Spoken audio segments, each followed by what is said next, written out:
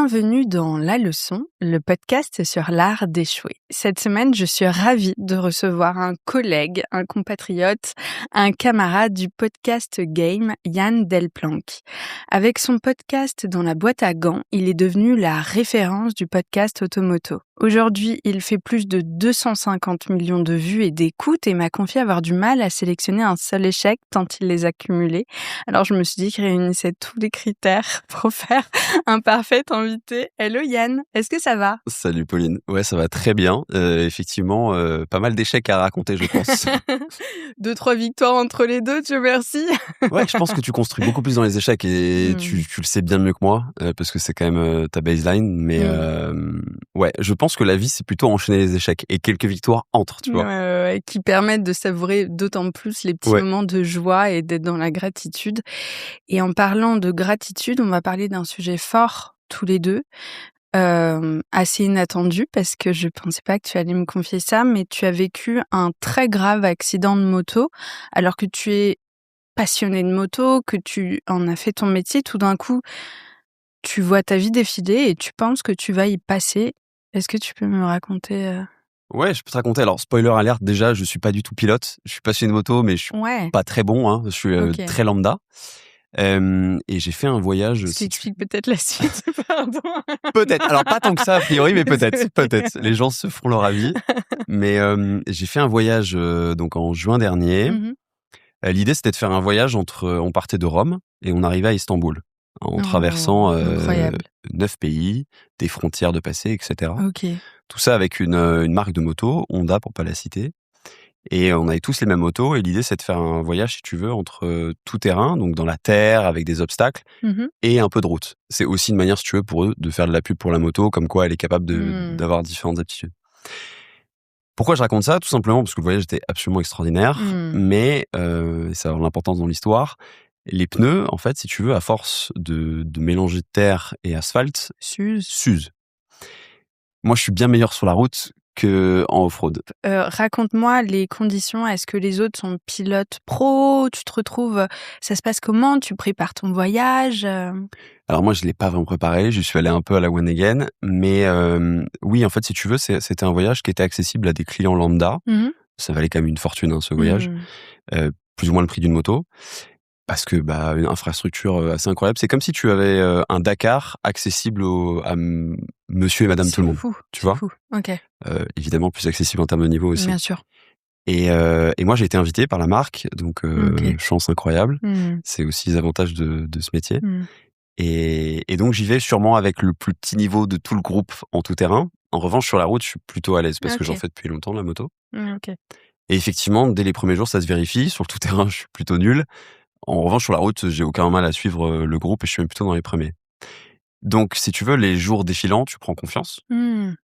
Et tout se passe... T'améliores aussi. Ouais, et tout se passe plutôt bien, tu vois. Des petites chutes sur la partie tout terrain, mais c'est assez normal. Sur la partie tout terrain, quand tu chutes, c'est moins grave. Parce que tu chutes sur quelque chose de plus mou, tu te fais moins mal. Ce voyage se passe plutôt très bien. Des petites chutes, des petits bobos, mais rien de grave. Beaucoup de fatigue accumulée parce que on s'envoyait... c'est intense. Je vais pas envie de te dire de bêtises, mais peut-être 300-400 km par jour. Oh la vache, Et puis, je te dis, des mélanges de terrain. Des fois, tu tombes, donc tu dois remonter ta moto. Tu sais, ça fait 200 kilos. La relever, c'est super fatigant. Et puis, ton attention doit être absolue en permanence parce que tu vas à une vitesse conséquente. C'est pas comme faire une randonnée où on peut laisser son esprit partir, tu vois. La comparaison avec la randonnée est parfaite. Je pense que c'est exactement ça. Vrai. Ouais, non, mais t'as tout à fait raison. Et tu viens de faire la transition parfaite. C'est que justement, on dit souvent que les accidents arrivent au début ou à la fin. Ouais, la fin. Au ski aussi. Et moi, c'est exactement pareil. Et moi, en l'occurrence, c'est arrivé à la fin, sur la dernière étape, dans les 20 derniers kilomètres. Sur une portion où il y avait absolument aucun danger et qui était en plus sur la route. Donc, l'endroit où j'ai aucun problème. Et pour revenir aux pneus, moi, j'avais des pneus qui étaient quand même fatigués, mais je vais pas chercher d'excuses derrière les pneus parce que ça, c'est le grand classique des motards. C'est sûrement de ma faute. Et en fait, si tu veux, il y avait une partie du revêtement qui était glissante et que normalement tu repères à l'œil à force de rouler, tu sais un peu quand l'asphalte est abîmé ou pas. Et je faisais juste pas attention. Et alors là, ça parlera à ceux qui ont déjà fait la moto, mais j'ai perdu la roue avant. Quand on dit perdre la roue avant, c'est-à-dire que la roue avant a glissé. Et en général, c'est une très mauvaise nouvelle. Ok. Quand la roue arrière glisse, à la limite, ça peut être rigolo.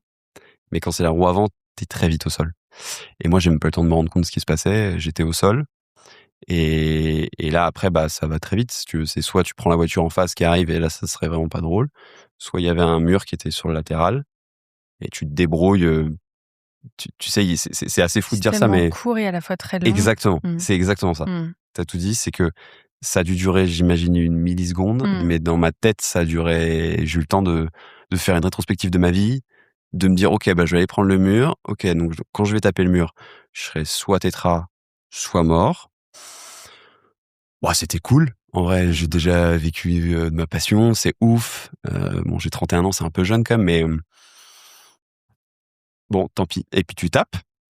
Waouh, c'est fascinant le cerveau humain, à quel point il processe dans ces cas-là aussi vite. C'est fou tout ce que tu as pu mettre à la fois ton instinct de survie qui te dit ok, il faut que je me mette dans telle position, et cet aspect un peu plus spirituel des choses. C'est fou. Après, t'es quand même spectateur. Tu sais, tu lâches prise. Je suis en train de glisser sur la route, donc si tu veux, j'étais bien protégé, etc. J'étais pas en t-shirt claquette, attention. Tu fais pas grand chose, honnêtement. Je vais pas commencer à m'inventer une vie et dire je me suis mis dans telle position. Non, pas du tout. Non, tu tapes, c'est tout. Ok, j'entends. Donc forcément, si tu veux, la glissade a dû ralentir ma vitesse parce que je suis tombé à 80 km/h. Donc j'ai dû taper, j'ai pas été dire de bêtises, j'en sais rien, peut-être à 40, 50, je ne sais pas. Quoi qu'il en soit, ça fait boum, vraiment. Non mais attends, le choc, il est d'une violence. Ouais. Et puis après, si tu veux, t'as mal, mais tu sais pas. Tu vois, moi j'ai eu beaucoup de conneries, de fractures un peu quand j'étais jeune et tout, au bras, etc. Des bêtises, tu vois. Et quand c'est tout le corps, tu sais pas ce que ça peut donner, tu vois. Tu penses tout de suite colonne vertébrale, il y a tellement de gens qui sont paralysés comme ça. C'est quand même le premier truc, moi, qui me faisait peur. Et puis, on avait la chance d'avoir un médecin, si tu veux, avec nous, parce c'est un gros groupe, on était 60, hein. Faut que tu t'imagines, il devait y avoir qu'une 40aine de motos qui se déplaçaient. C'était assez fou de voir ce convoi. Et le médecin est arrivé dans les 30 secondes. Il m'a vu tomber, il était juste derrière moi. Et il me l'a dit après, lui aussi.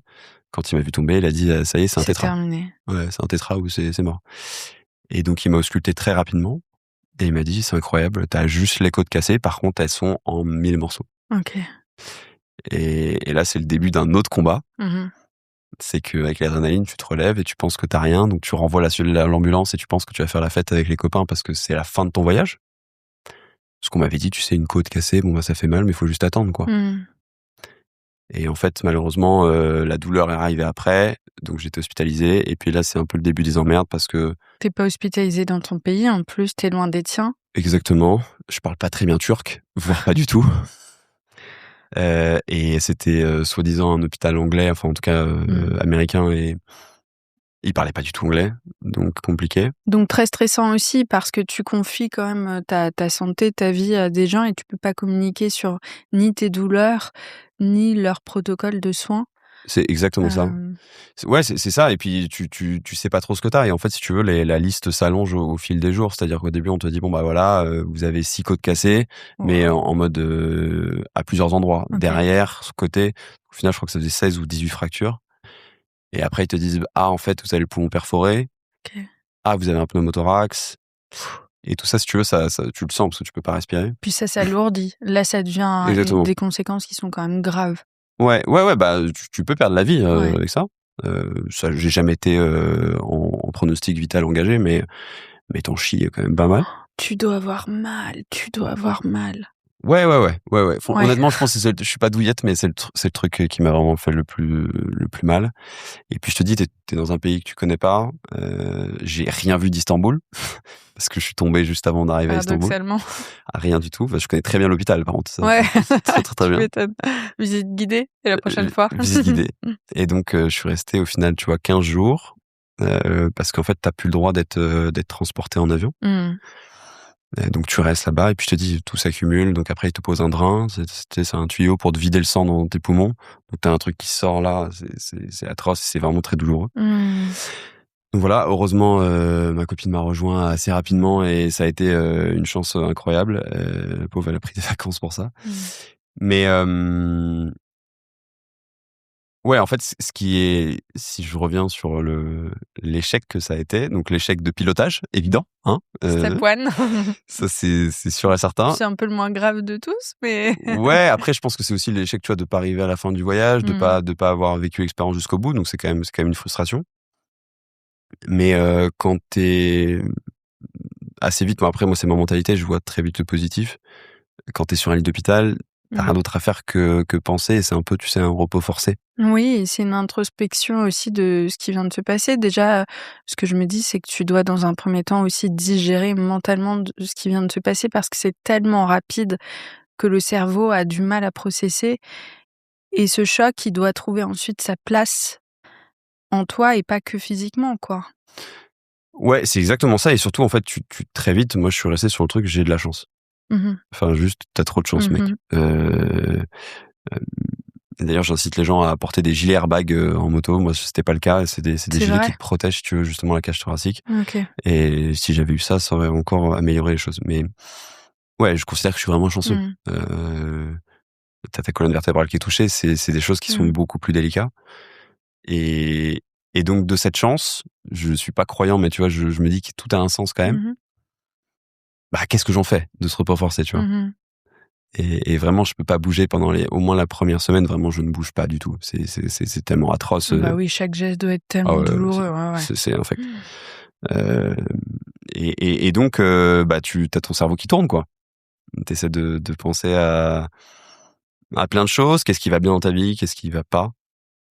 Et bizarrement, tu vois, le cerveau se concentre sur ce qui va pas et qu'est-ce que je pourrais y faire. Mmh. Et à ce moment-là, tu le disais en introduction, j'ai un podcast comme toi, qui est sur ma passion justement et qui me permet de vivre in fine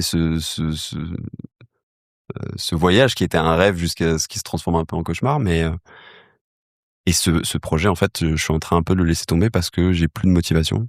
J'ai l'impression d'être arrivé au bout d'un cycle, tu vois. Bien sûr, je l'ai vécu avec la leçon aussi. Ça fait 5 ans, toi, c'est ça? 5 ans, ouais. 5 ans. Mmh. Ça fait hyper sens et je pense que c'est, des moments clés, mais c'est aussi là où, sans arriver à ce stade, très intense que tu as vécu et que je te souhaitais pas, c'est aussi là, où c'est hyper intéressant d'aller chercher en soi quelque chose pour réinventer les choses, quoi. Ouais, mais tu vois, c'est malheureux dans un sens que d'être obligé de vivre ça pour se poser. Parce que j'ai un problème, c'est que j'ai toujours besoin d'être en mouvement, en fait. C'est un peu une addiction, peut-être, je sais pas. Mais je ne supporte pas, tu vois, de rester fixe dans un endroit, sinon j'ai vite la déprime qui arrive. Et là, tout d'un coup, tu es dans ce lit d'hôpital et tu juste pas d'autre choix, puisque tu es entre 4 murs, que de rester face à toi-même. Ouais, ouais, c'est vraiment ça. Et puis de dire, qu'est-ce que tu fais avec ce projet? Parce que là, maintenant, en fait, tu as l'occasion d'avoir un nouveau départ, Mmh. ou alors tu te replonges, tu retrouves des motivations, Mmh. tu te relances. Il se trouve qu'à ce moment-là, si tu veux, j'avais aussi un associé qui m'avait rejoint d'abord en tant que stagiaire et qui était devenu associé au projet, et qui s'occupait de toute la partie vidéo et plus même sur la gestion des projets, on va dire. Ouais, un vrai associé. Ouais. Mais ces derniers temps, comment dire, je trouvais, si tu veux, il y avait plus cette envie, c'était devenu un peu comme un métier banal, tu vois? Je dis pas que je fais pas une échelle de valeur des métiers, mais ce sont des métiers qui sont tellement particuliers que si tu le gères comme si c'était, hem, un métier plus classique, Mmh. tu perds la flamme. Et dès que tu perds la flamme, Mmh. il y a tout qui dégringole, tu vois? Et moi, ça a tellement changé ma vie, le podcast. Mais oui, Je moi vis aussi. un rêve éveillé, tu vois? Mmh. Bah, comme toi, je pense que enfin, de base, j'étais dans le droit, ça avait absolument rien à voir, tu vois? Et maintenant, j'ai la chance de pouvoir côtoyer Ouais. les personnes qui m'ont fait rêver plus jeune, donc c'est juste extraordinaire. Mmh. Et je trouvais ça, je m'en voulais, tu vois, d'avoir Mmh. perdu cette flamme. Ça faisait un moment que j'en faisais le constat, mais que je mettais ça de côté, tu vois? Je le Mmh. traitais pas. Et là, en fait, je me suis dit: «Mais il faut le traiter à la Mmh. racine». Mmh. Donc dès que tu pourras à nouveau marcher, circuler, rentrer en France, Mmh. il faut que tu t'en occupes. Et donc c'est ce que j'ai fait. Donc ça a commencé par une première chose, c'est me rendre compte que, bah, l'aventure avec mon associé, c'était la fin. Mmh. Comme beaucoup, hein, c'est comme ça. Tu sais, on compare souvent ça à un mariage. Alors je souhaite que les mariages durent plus longtemps, mais Les statistiques sont contre ah nous, ouais, disons. ouais, il paraît. Mais donc je sentais que j'étais à la fin Ouais. de l'histoire. Et ça s'est vraiment terminé sans drama. D'ailleurs, mon expert comptable, qui est aussi un copain, m'a dit, j'ai jamais vu une séparation aussi smooth. Okay. Donc, trop cool. Génial quand ça se termine comme ça, c'est clair. Ouais. Et donc après, l'envie est revenue, en fait. Tu vois, depuis septembre, là, je me suis remis sur un nouveau rail, plein de nouveaux projets, notamment internationaux. À l'international, putain, je sais pas parler. Mais j'ai retrouvé l'envie, en fait. Retrouver des nouveaux buts, Donc, est-ce que cet accident est à l'origine? Oui, d'une certaine manière. Moi, je pense que c'est une bonne chose et il fallait que ça m'arrive. Est-ce que je veux en faire un autre? Non, parce que ça suffit. On a compris la leçon. On est carré. On a su rebondir après l'échec. C'est bon. On va s'arrêter là. On s'arrête là. Et puis j'ai surtout beaucoup de chance. J'ai pas de séquelles, tu vois. J'ai pu reprendre le sport, donc c'est trop bien. Mais t'es remonté sur une moto? Ah ouais, je fais de la moto tous les jours. Ah ouais. Je suis remonté au bout. On m'avait dit pas avant 2 mois. Je suis remonté au bout de 1 mois. J'avais mal. C'est cool, tu respectes les avis médicaux, bravo. Ouais. Je n'encourage pas à faire comme toi. Non, mais il y a un truc qui est très important en moto et dans d'autres sports. Enfin, c'est pas vraiment un sport à mon niveau, mais c'est de très vite pas rester sur le blocage. Moi, j'avais pas de blocage. Honnêtement, je la visualise encore, ma chute. Bon, tu vois, là, quand il neigeait à Paris, je suis pas sorti. Parce que je suis pas trop con non plus. Parce que j'ai vu trop de mecs s'en prendre une. Mais non, j'ai pas peur plus que ça. Et pour te dire même à quel point je suis malin, c'est que j'aimerais faire l'Africa Eco Race en moto, qui est l'équivalent du Dakar, si tu veux, alors que je n'ai absolument pas le niveau. Et donc, ça veut dire et progresser en moto et physiquement. Mais en tout cas, ça m'a pas du tout dégoûté de la moto, tu vois. Okay, au contraire. Tant mieux. Je trouve que ça m'a amené quelque chose. Et ça te motive aussi à prendre plus le tout-terrain en te disant maintenant il faut que je back up encore plus, parce que tu as très bien analysé les choses, ce qui s'était passé, l'erreur de jugement sur cette partie de la route et le fait aussi d'avoir un peu dissocié et d'avoir eu un peu trop confiance, qui nous arrive tous, même en voiture. Enfin, je pense qu'on est tous amenés à avoir des moments comme ça. Et j'ai presque l'impression que ça te donne envie de même t'améliorer dans ce sport, non? Ouais, c'est clair. Alors, paradoxalement, mon accident, je l'ai pas eu en tout terrain. Je l'ai eu sur la route, tu vois. Mais ouais, bien sûr. Et puis surtout, tout peut basculer très vite. Mais c'est le cas de bien d'autres sports. Et malheureusement, juste, tu traverses la rue et il peut... bien sûr. Donc, si tu veux, c'est un peu l'ambivalence entre... je pense qu'il faut pas partir dans l'extrême de je reste chez moi parce qu'il peut m'arriver quelque chose. Et en même temps, essayer d'avoir une évaluation la plus globale des risques et comment les contrer, tu vois, alors que ce soit par l'entraînement, que ce soit par les protections, que ce soit par différents sujets, tu vois. Mais ouais, ça m'a fait grandir. Et ce moment, c'est qu'un jour où t'es à l'hôpital et t'es entre 4 murs et que tu réalises ton immense chance déjà de n'avoir aucune séquelle grave. Est-ce qu'il y a aussi ce moment où tu vois la vie différemment, tu vois, parce que tu sais que t'es vraiment passé à ça, quoi, de rejoindre les étoiles? Ouais, Tu t'es peut-être refusé à y penser. Ouais, bon, après, j'avoue que je pense que de nature, j'aurais du mal à raisonner comme ça. Je pense qu'effectivement, je te dis, encore une fois, j'ai de la chance, je suis conscient de ça. Je prends pas du tout ça pour acquis et encore une fois, j'étais pas en short claquette, c'est pour ça que ça me choque encore plus les personnes qui se protègent pas en moto. Je sais pas, tu vois, c'est encore peut-être trop frais pour que j'ai du recul vraiment sur ça, parce que c'était quand même en juin dernier, tu vois. Mais en même temps, ça me paraît si loin. C'est ouf. C'est ça qui est paradoxal. Peut-être que c'est aussi une forme de protection de rester dans le côté très factuel, de se dire ok, je vais processer ça de cette manière-là, je vais réorganiser ma vie. C'est peut-être une forme de protection parce qu'il y a une petite porte en toi qui s'est forcément ouverte de... Je pense que par contre, en vrai, si je réponds honnêtement, je pense que ça a changé et tu vois, j'en prends conscience en t'en parlant. Ça a changé mon rapport à la mort, je pense. C'est-à-dire que je me rends peut-être plus compte, même si je suis pas du tout obsédé par ça, que les années passent et que le chemin inéluctable de tout le monde se rapproche, tu vois. Et ça me renforce dans qu'est-ce que je fais avec ces années qui arrivent, tu vois. Et ça me confirme encore plus dans mon chemin de les rêves, c'est fait pour être vécu et rien d'autre. c'est pas fait pour rester des rêves, ça n'a aucun intérêt. Ça pose encore un autre sujet, c'est comment ça c'est peut-être ma vraie difficulté, je sais pas si tu la partages, mais c'est que j'ai tendance d'être un peu boulimique des rêves, tu vois. C'est-à-dire que je savoure jamais une fois que je les ai, je suis déjà passé au prochain, tu vois. Comme les montres, j'ai l'impression qu'il y a Ouais, un ça faut qu'on en parle avec mon banquier, mais c'est un autre sujet, ouais. Mais oui, ouais, c'est exactement ça. Ouais, en fait, j'ai plus de plaisir dans la construction que dans la finalité. Et alors, je pense que je m'égare là, mais Non, je pense que tout est lié et que cette boulimie de partir à la poursuite de ses rêves, c'est forcé qu'elle se renforce avec un moment de vie comme ça. Tu sais, moi, j'ai pas vécu la même chose que toi, mais j'ai perdu mon papa et j'avais 25 ans, donc c'est assez jeune pour être aussi proche de la mort. Enfin, de l'avoir en direct, j'ai envie de te dire. Et moi aussi, ça a été mon grand déclic dans la vie pour me dire, en fait, j'ai plein de rêves et je m'interdis de me dire: «Ah mais si j'avais ça» ou alors de m'auto-saboter et de ne pas tenter, tu vois? Tout simplement. Et je pense que c'est aussi une grande chance parce que malheureusement, c'est des moments de vie qu'on vit tous et je pense que c'est une grande chance d'avoir un état d'esprit comme le tien et de voir les choses comme tu les vois en disant, en fait, ça a été aussi un cadeau ce que j'ai vécu, celui de réaliser ma propre mortalité et de m'autoriser à vraiment vivre les choses intensément, quoi. qu'est-ce que tu veux que je dise après ça? Tu entièrement raison. C'est tellement ça. C'est tellement ça. Mon accident me paraît un peu un peu futile à côté, mais Non, c'est pas du tout futile, tu te rends compte, ce que tu as vécu? C'est, sous-estime pas du non, mais tout, en fait, c'est quand tu tu es vois? dans l'action, si tu veux, à partir enfin, j'ai aucun blackout de cet accident. Je suis pas tombé dans les pommes, j'ai vécu les étapes C'est ça qui est vraiment dingue, étapes c'est dingue.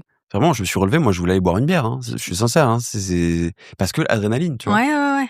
Et après, ça retombe et là, waouh, Mmh. l'espace, c'est Mmh. horrible. Tu Mmh. es assis, tu as l'impression que debout, c'est mieux, pas du tout. Mmh. C'est atroce, vraiment. Parce que moi, c'était fracturé au niveau de la colonne, tu vois? La tache de la colonne, sur le côté, parce que j'ai tapé comme ça, et devant. C'était partout. Putain, et à 90, kilomètres. 80, ouais, je pense, ouais, Ouais, tu te 80. rends Et compte? je respectais l'imitation, c'est ça qui est le pire. Ouais. Et ce qui est fou, tu vois, c'est que 10 kilomètres avant, j'étais à 160, ouvert, tombeau ouvert, comme un malade, avec vraiment de l'angle, et Oh ça là a pas là. décroché à ce moment-là, tu vois. C'est là où, tu vois, j'hallucine. Mmh. C'est que là, enfin, je roulais vraiment comme un abruti, Mmh. propre, hein, mais je roulais fort. Et là, je roulais comme une grand-mère, et juste, tu vois, c'est Mmh. inattention, ma faute, Mmh. encore une fois, mais parce que je considérais que cette zone n'était pas dangereuse, parce que c'était l'arrivée, Mmh. parce qu'il y avait il y avait plus d'intérêt au niveau de la route avant Mmh. l'arrivée. Ça y est, Bien j'avais vu. décroché, quoi. Ouais. Et on te le dit, hein, on te le dit au début du voyage, comme tout le temps. Faites attention au début, faites attention à la fin. Tu as fait attention au début? Ah, j'ai fait attention au début, et à la fin, j'aurais fait spectacle. La moto, elle était broyée, enfin bref. Tu l'as bu ta bière après ou pas? Non, non, tu rigoles ou quoi? J'ai rien bu du tout. Eux, ils faisaient la fête pour finir la fin du voyage, et moi, j'étais tout seul à Enfer. l'hôpital. Oh là On me là. parlait en turc, je comprenais Heureusement rien. que ta m'a fait arriver quand même, tu vois, Ouais, ouais, d'avoir un soutien psychologique et puis pouvoir lâcher aussi avec quelqu'un parce de que ouf, de ouf. Elle arrivait, j'ai pas envie de dire de bêtises, je sais plus si c'est le lendemain ou le surlendemain. Mais ouais, bien sûr, enfin incroyable. mmh. Si elle avait pas été là, ça aurait été Mmh. très, très, très Mmh. complexe. Mmh. Très complexe. Mais Sacrée aventure. ouais. Mais tu vois, tu parlais du déclic par rapport à ton papa. Mmh. Moi, d'une autre manière, le déclic, ça a été aussi mon père. Mais alors, moi, il est décédé, il y a beaucoup plus, récemment, tu vois, il y a Oh, 1 an et demi. désolée. OK. Mais moi, j'étais pas du tout proche de lui, et justement, si tu veux, j'ai vu ce que ça donnait quelqu'un qui ne vit pas ses rêves, Mmh. et quelqu'un qui en devient aigri, tu vois, j'ai envie de dire une mauvaise personne à cause de ça. Mmh. Ou enfin non, on dit plutôt à cause de ça. Et donc tu vois, dans un axe plus négatif, Mmh. finalement, c'est lui qui a fait que aussi, j'ai décidé de vivre les miens, tu vois? Bien sûr. Donc C'est chouette que tu l'aies vu comme ça et que tu te sois autorisé à les vivre parce que, parfois on porte un peu la culpabilité de ce que nos parents n'ont pas fait et moi je pense que je me suis délestée cette année d'un héritage qui en fait ne m'appartenait pas. Hem, J'ai fait 3 épisodes de La leçon sur mon père, c'est intense. Oui, mais Parce c'est que ta thérapie aussi, non? Ah, ça a été libérateur, mais Ouais. vraiment parce qu'avant, je voulais garder une image de lui, très belle. Puisqu'il était parti, tu vois, je me devais de faire ça et quand j'ai écrit un livre, la première chose auquel j'ai pensé, c'est: «Le nom de Grisoni va perdurer». Enfin, tu sais, j'étais dans cette Mmh. obsession, là et puis il y a un moment où ouais, ces 3 épisodes sont arrivés et en fait, j'ai lâché, cette notion un peu trop lourde à porter de l'héritage, hem, parce que tu vois, c'est très chouette et toi, tu le vois de façon très positive et je pense que c'est la bonne manière, de faire. Il y a du travail derrière, hein, tu te doutes bien, c'est Ouais, bien pas au sûr. début, il y a eu Tu beaucoup es de haine, obligé, beaucoup de tu haine. es obligé. Quand j'étais plus jeune, je m'imaginais que quand mon père Ouais, partirait et je cracherais sur sa tombe, tu vois? ouais, ouais. Donc, il y a eu beaucoup Tu de avais chemin lu pour Boris Vian. ouais, évidemment. Il y a eu beaucoup de chemin avant d'arriver là, mais de toute façon, je pense que le positif, c'est toujours Mmh. la bonne solution. Mmh. Peu Bien importe ce que sûr, ça te bien sûr. coûte, tu vois? Mais, Mais tu verras que peut-être un jour moi, ça a été un vrai moteur dans ma vie de me dire la revanche, c'est une énergie, moi, qui m'a toujours, énormément aidée à voilà, aller, vers l'avant et à poursuivre mes rêves et cetera et puis cette année, je me rends compte que j'ai aussi lâché ça et que c'est aussi libérateur de laisser les morts là où ils sont et de tu vois? je D'être suis dans une entièrement d'accord avec émotion toi. neutre. Mais je suis pareil, Mais vraiment j'ai pour le mis coup, du temps, hein. je pense que chacun son rythme de toute façon et j'ai Mmh. envie de te dire que tu as été plutôt rapide quand même. Il y a des gens qui n'y arriveront jamais, tu sais? Donc, Ouais, ouais, ouais. je pense pas que ce soit une course. Psychothérapie, effectivement, ça aide. Mais, ouais, j'ai vu beaucoup de psy moi aussi, hein, donc, Mmh. enfin bref, je vais pas m'étendre là-dessus, Ouais, ouais. mais, En tout je cas, de pense qu'il le faut être en paix par voir rapport à ça, ouais, c'est ah sûr. ouais, grave et comme tu dis, ça prend le temps que ça prend et chacun fait ce qu'il peut mais en tout cas, c'est chouette parce que dans ton histoire, ouais, ça t'a donné un exemple qui a été un moteur à l'inverse de: «En fait, moi, j'ai pas envie de devenir comme mon père». Ce qui est assez terrifiant d'ailleurs, parce que moi, dans mon cas, si tu es pas à l'aise, Ah non, non, je suis OK, totalement à l'aise avec ce OK, sujet. OK. Heu, moi, plus j'ai envie de dire grandis, mais à ce stade, c'est vieilli, plus je me rends compte à quel point je ressemble à mon père de plus en plus par des traits de caractère, des manières de faire et ça me terrifie, tu vois? Et la psychanalyse, c'est aussi pour travailler sur ces patterns-là et alors ça a été un moteur, un moment de me dire, «Je ne ferai pas les mêmes conneries», sauf qu'en fait, bah, rira bien qui rira le dernier parce qu'aujourd'hui, je me retrouve à avoir, un caractère soupe au lait comme lui, enfin, tu vois? Et c'est assez intéressant d'observer ça. Ouais, après tu peux pas, peu importe la relation que tu as eue avec ton père et peu importe ce qu'il était, tu peux pas renier le fait que dès lors que tu as eu une vie commune avec, lui, forcément il t'a influencé d'une manière ou d'une autre. Positive en un sens, mais aussi avec, ouais. Ouais, exactement. Ouais, ouais. Ouais, moi ça me fait chier de le dire, mais bien Ouais. sûr qu'il a eu une influence sur moi, Bah même oui. si tu vois, je l'avais pas vu depuis mes 20 ans avant son décès. Mmh. Mais, ouais, il faut prendre le positif chez tout le monde, je pense. Et Mmh. puis de toute façon, même si tu fais pas, ces conneries, t'en feras d'autres, les tiennes, tu vois? Donc, Oui, j'ai une petite liste, j'imagine et moi aussi, tu vois? Mais, fair enough. mais, c'est vrai que j'ai remarqué quand même, tu sais, que chez les personnes qui sont, on va dire, créatives dans Mmh mh. tous les sens du terme, que ce soit création d'entreprise, heu, création de podcast Il y comme a plein de nous, formes de créativité, tu as raison de le il y en a dire. vraiment Mmh. plein. Souvent et il y a des gros antécédents avec la famille. Alors avec le père, avec la Ah mère, ouais, tu as il y remarqué a ça? très souvent des OK. gros passifs. Chez les personnes qui ont vraiment, tu sais, alors tu peux considérer que c'est un ego surdimensionné aussi sur certains aspects, mais Je qui pensais que tu allais dire un échappatoire créatif. Non, pas du tout. On est parti sur l'ego, balle perdue. bah, non, mais je pense qu'il faut de l'ego. À partir du moment où tu veux créer Bien quelque chose, il sûr. faut de l'ego. C'est une évidence. Mais, dès lors que tu vis une vie peut-être en dehors des normes, Mmh. si ça a fait sens ce que je dis. Extraordinaire au sens propre du terme Mmh. et bah, souvent tu as des grosses blessures. Je vais Mmh. pas faire la psychanalyse à 2 balles parce que je pense que c'est un Non, sujet c'est très intéressant. vaste, mais, j'ai remarqué que souvent quand même c'était alors tu as sûrement plein de contre-exemples, hein, de cadre familial très heureux, très simple, mais tu sais très bien de toute façon que ça Qui n'existe sont pas. ces Tu gens? vois? Le truc parfait, ça n'existe pas. Ça n'existe pas et puis je trouve aussi que ça donne beaucoup de profondeur, en fait. Mmh. On en parlait avec Lucas Bravo, sur ce sujet. Heu, en ce moment, peut-être que ça changera, mais en ce moment, je me retrouve à être vachement intéressée par les gens qui ont un peu de rugosité, tu vois, dans leur parcours, parce que je trouve que ça leur donne beaucoup plus de dimension, beaucoup plus de relief ouais, je crois qu'en un sens, on se retrouve aussi un peu tous et on se reconnaît sans le savoir, tu vois. Ouais, puis c'est jamais blanc ou noir, tu vois. C'est toujours très gris. Hein.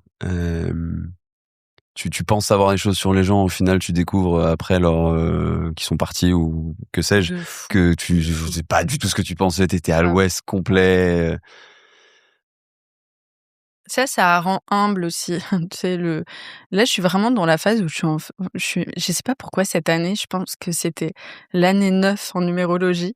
En fait, je me dis: «Oh waouh, mais je pensais savoir tellement de choses, et si l'année 2025 m'a bien appris quelque chose, c'est qu'en fait pas du tout, que le taf est encore très long». Et puis je pense Tu vois? on saura rien toute notre vie. Hein. C'est même le propre et c'est ce qui est dans un sens Rendez-vous à sympa, tu vois. 85 ans, peut-être que S'il y a pas d'autres accidents de je me moto le entre-temps, souhaite. tu vois, Oh mais non!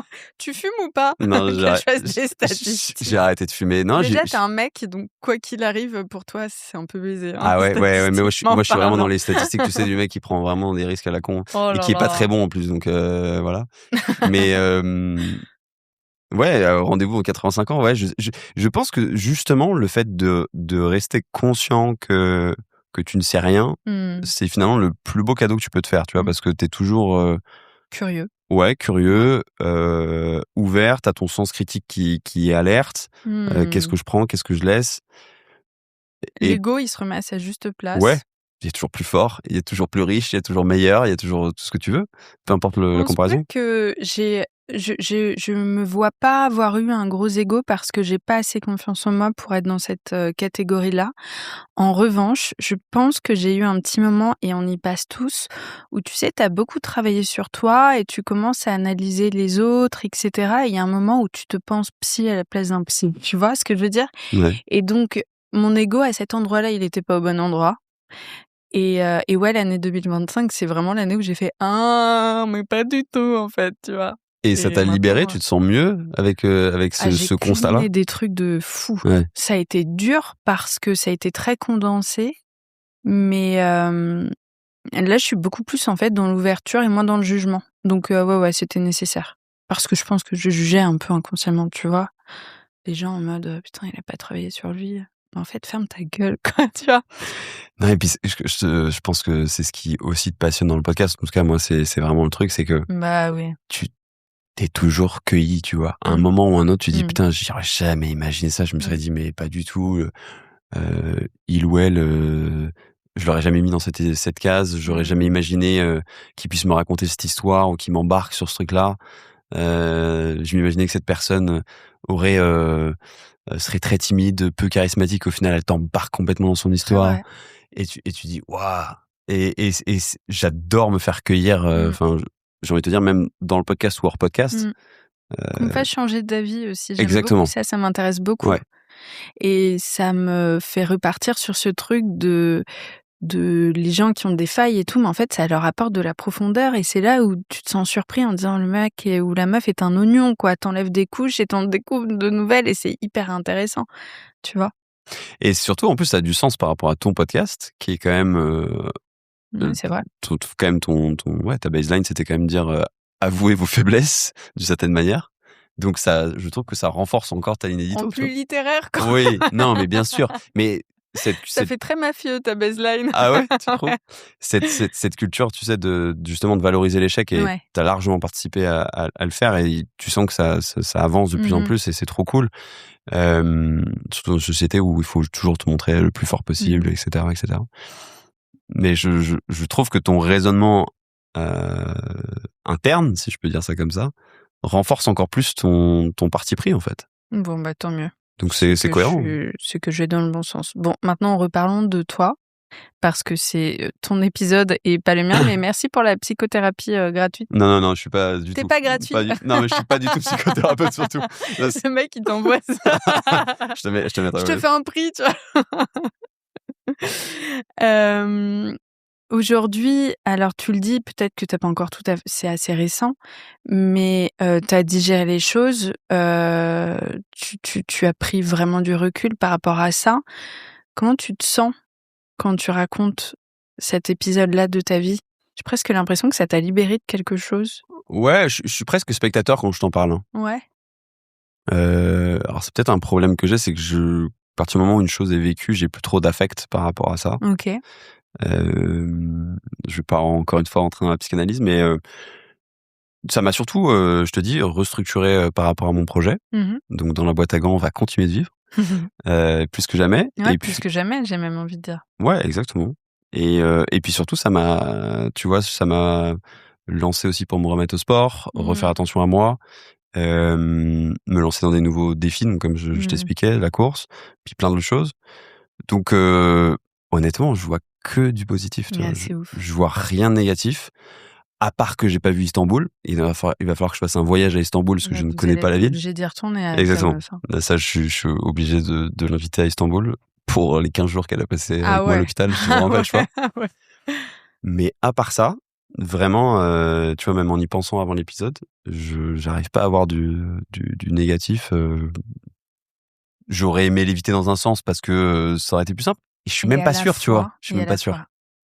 Je suis même pas sûr. Moi, je suis croyante et pour moi, rien n'arrive par hasard. Et c'est un peu douloureux de te dire ça parce qu'il y a des moments de vie qui sont très intenses et qui te font dire putain, si rien n'arrive par hasard, pourquoi ça?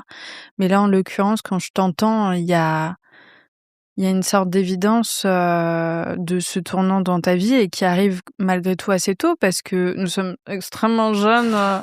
T'as 31 ans, 32? Ouais, 31 ans. Ok, 30. T'es un bébé.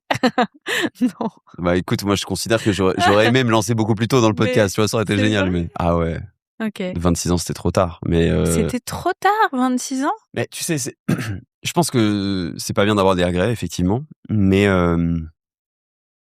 et puis ça sert à rien de refaire le match. Je pense que j'étais pas formé avant, en tout cas mentalement, mais j'aimerais me dire que je suis dans la position où je suis, tu vois, à 27, 28 ans, ça serait incroyable. Parce que j'aurais l'impression d'avoir gagné du temps. Mais ça, c'est un truc. C'est un autre débat qu'on fera hors micro, mais moi, je suis pas certaine que tu aurais été aussi bon que tu l'es aujourd'hui avec la maturité que tu as aujourd'hui. C'est totalement discutable ce que je raconte, effectivement. Je suis d'accord avec toi.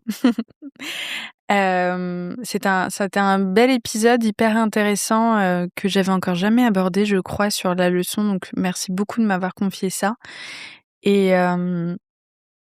Et ouais, de voir à quel point ce tournant et puis cette chance, en fait, t'as eu une chance incroyable enfin, c'est presque un peu le premier jour du reste de ta vie, cette histoire. Bah, en fait, vraiment, le fait d'en parler avec toi, j'en prends conscience encore plus. Parce que je t'ai dit, j'ai l'impression que c'était il y a 3 ans. Et il se passe tellement de choses entre temps. Et puis, on peut le dire peut-être, mais à la base, je voulais pas te parler de ça. Je voulais te parler totalement d'autre chose. Donc, comme quoi, tu vois, je me rendais même pas compte de cette histoire. Oui, t'y avais même pas pensé. Non. C'est ouf. J'allais te raconter un échec qui aurait été, somme toute, peut-être plus banal ou en tout cas moins impactant en termes d'image. Mais ouais, je te dis, j'ai l'impression que ça a déjà été processé en fait. Digéré. Ouais. Et peut-être que ça va revenir plus tard. Faut toujours se méfier, mais non, j'ai pas l'impression. Pas forcément parce que tu l'as abordé de manière saine et puis ces 15 jours, encore une fois, ça t'a laissé l'espace de ressentir douloureusement et physiquement cette épreuve. Et ce que tu en tires, ouais, c'est ça, c'est le premier jour du reste de ta vie de OK, aujourd'hui, je ne me lâche plus, je ne me laisse plus tomber. Ouais. Et maintenant, j'allais vivre mes rêves et les vivre avec intensité, être reconnaissant et dans la gratitude. Parce que ça, c'est ce qui t'avait manqué parce que fin de cycle, c'est normal. Avoir sa boîte, c'est un peu comme en amour. Hein. Vraiment, quand on dit l'amour dure 3 ans, tu retrouves la passion. Mais faut repartir en petit week-end amoureux avec ta boîte, tu vois, c'est normal. Ouais, c'est ça. Et puis surtout, je sais pas toi, mais moi, c'était vraiment, j'avais réalisé beaucoup de rêves que je pensais irréalisables avant que je me débloque. Et donc, fallait que je recette. Non, ça se dit pas en français. Que je recrée de nouveaux rêves. En tout cas, que je me reprogramme, si tu veux, pour me dire, ok, maintenant, t'as réalisé ça, c'est super, mais on va pas s'arrêter sur. On va pas se reposer sur ses lauriers. Ouais, j'enchaîne les expressions, c'est chaud. Et on repart sur autre chose, tu vois. Et Bon, après, ce que je t'avais pas dit, c'est que dans la chambre d'hôpital, c'était une clinique privée, il y avait grand luxe et il y avait Netflix. Donc, en vrai, c'était pas si horrible que ça. Okay. Ça, c'est un détail important de l'histoire, je te l'avais pas donné. Okay. Non, en vrai. T'as Internet, évidemment. Non, c'était ouf. La chambre, je te montrerai, c'était n'importe quoi. C'était un hôtel 5 étoiles. L'assurance en pleurs. Ah oui, ça coûte un bras. Ouais, on parle d'une Porsche. Oh, wow. Ouais, ok. Ouais. Quelle catégorie? Une 911. Ok, d'accord. Les gens font leurs calculs. Chacun regarde après sur Internet. Quelle année? Récente. Oh, wow. Merci beaucoup. Avec plaisir, c'est un plaisir. Pour cet épisode, ce crossover, je suis trop contente de te recevoir. Carrément. Ça fait 1000 ans qu'on se dit ça.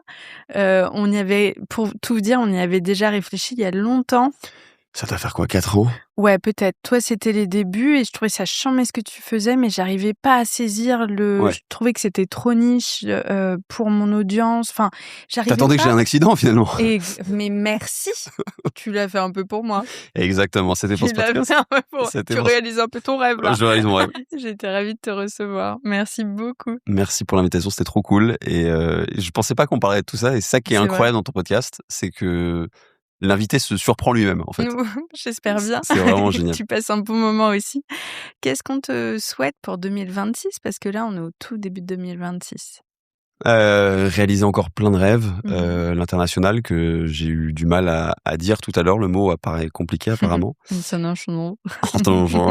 Et d'autres projets. Du coup, je peux l'annoncer. Tu sais quoi, je vais l'annoncer maintenant. Mais donc, je dois remplir un théâtre parisien. Incroyable. Je sais pas honnêtement encore ce que je vais y faire. J'ai des petites idées. Ok. Rien n'est encore concret, vraiment. Il faut que je m'y penche parce que c'est le 4 mai. Oh, ouais, va falloir que tu t'y penches, ouais. J'ai rien écrit et il faut faire 1h30, donc voilà. Nouveau challenge. Est-ce que tu peux dire le théâtre en question? Théâtre Fontaine. C'est dans le 9e, rue Pierre-Fontaine, si je dis pas de bêtises. Le 4 mai prochain? 4 mai prochain, 20h. Et tu vas lancer bientôt, j'imagine, il faudrait. De la billetterie, donc il faut te suivre sur Instagram. Exactement, donc dans la boîte à gants. Let's go. Comme le podcast. Tout pareil, tout simple. Merci beaucoup, Yann. Merci beaucoup, Pauline. À bientôt. J'espère que cet épisode vous a plu. Pour suivre les coulisses du podcast, n'hésitez pas à me follower sur Instagram @Paulette_Grisoni, sur Twitter, podcast LL en majuscule, ou sur Facebook, La Leçon Podcast. On se dit à très vite pour un nouvel épisode.